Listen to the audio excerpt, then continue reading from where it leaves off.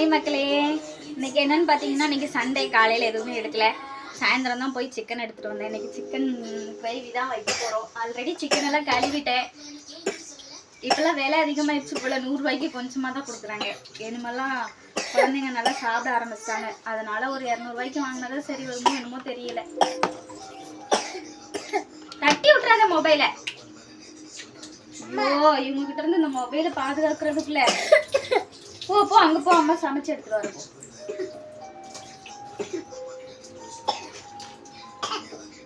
இன்னைக்கு நம்ம ஸ்டைல்ல தான் பார்க்க போறோம். சிம்பிளா இருக்கும், சிம்பிளான அதாவது சோம்பேறி சிக்கன் சொல்லுவாங்க இது பேர யூடியூப்ல.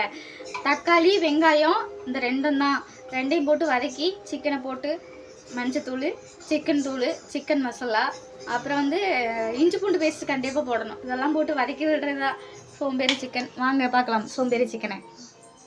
இதுதான் எங்கள் கிச்சனில் இப்படி ஒரு ரேக் வச்சு வீட்டுக்கு போடுற ட்ரெஸ் எல்லாம் இதில் வச்சுருக்குறோம். அப்புறம் வந்து இந்த பக்கம் பார்த்திங்கன்னா சிங்கில் வந்து தண்ணி வர்ற மாதிரி இல்லை, நம்ம தான் எடுத்து கழுவணும் அந்த மாதிரி. அப்புறம் அந்த செல்ஃபில் பார்த்திங்கன்னா மருந்து பொருள், அப்புறம் வந்து வளையல் டப்பா இதெல்லாம் வச்சுருக்குறோம். அப்புறம் இதில் ஒரு ட்ரம்மு. இந்த செல்ஃபு பார்த்திங்கன்னா இருங்க லைட்டு போடலாம்.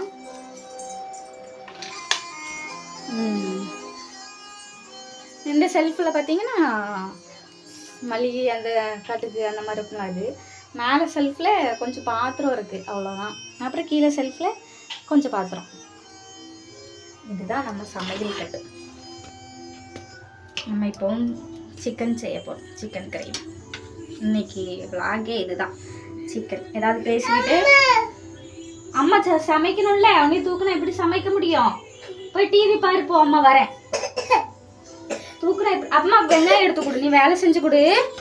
அம்மாக்கு வேலை செஞ்சு கொடுக்குறியா? வெங்காயம் எடுத்து கொடு, வெங்காயம் ஒரு 4 வெங்காயம் எடுத்து கொடு. பெரிய வெங்காயம். என்னடா அடிக்கடி ஃப்ரேம் விட்டு காணாம போயிடுறேனா? வெங்காயம் சீக்கிரம் சீக்கிரம் குயிக். இன்னும் 2 வெங்காயம்.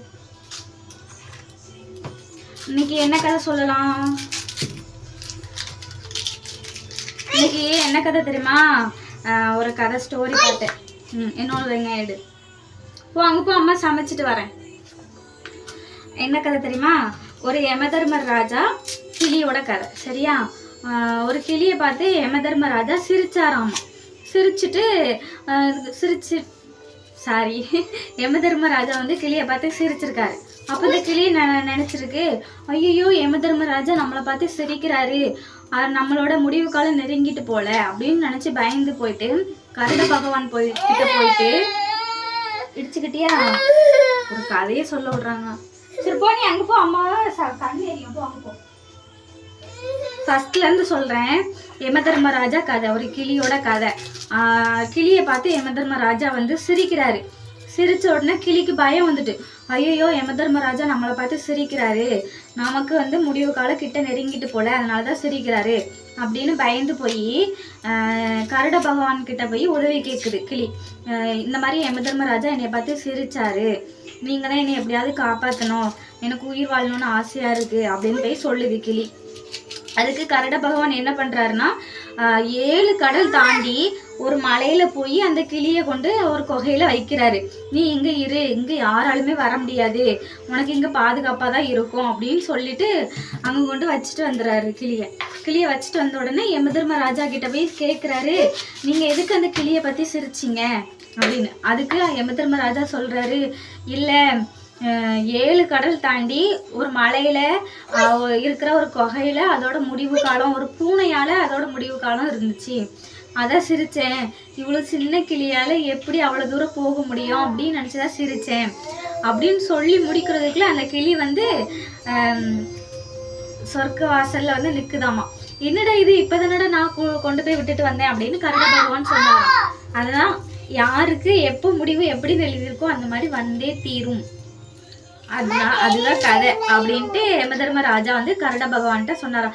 நம்ம என்னதான் அந்த மரணத்தை தடுக்கிறதுக்கு என்னதான் வழி பண்ணாலுமே நமக்கு எப்படி எழுதியிருக்கோ அந்த இது வந்தே தீரும் அப்படின்ட்டு யம தர்மராஜா சொல்றாராமா. இதுதான் கதை.